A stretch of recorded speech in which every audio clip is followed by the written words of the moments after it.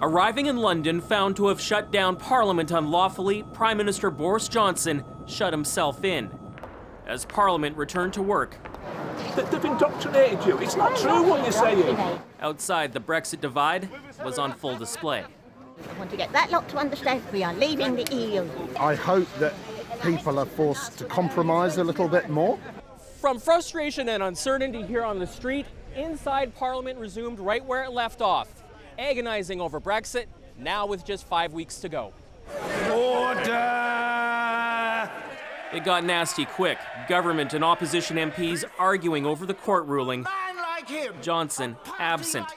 Finally emerging hours later from 10 Downing Street, not packing apologies. I think the court was wrong. Insisting he's following the will of the people, daring the opposition to take his government down. Come on! Come on! Come on then! And we can have that vote tomorrow. Johnson is still promising the UK will leave the EU, even if the Brexit deadline passes without a deal. He's betting a snap election will give him a stronger mandate.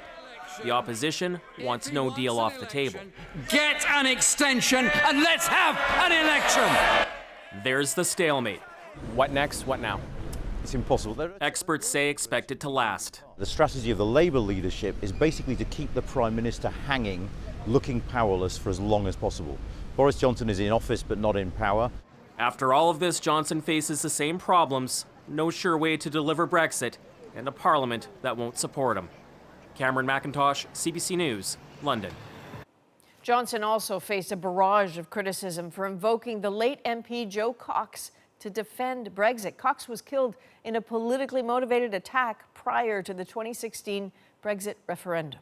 I'm sorry, but it greatly enfeebles its government's ability to negotiate. But what I will say is that the best way to honour the memory of Joe Cox, and indeed the best way to bring this country together, would be, I think, to get Brexit done.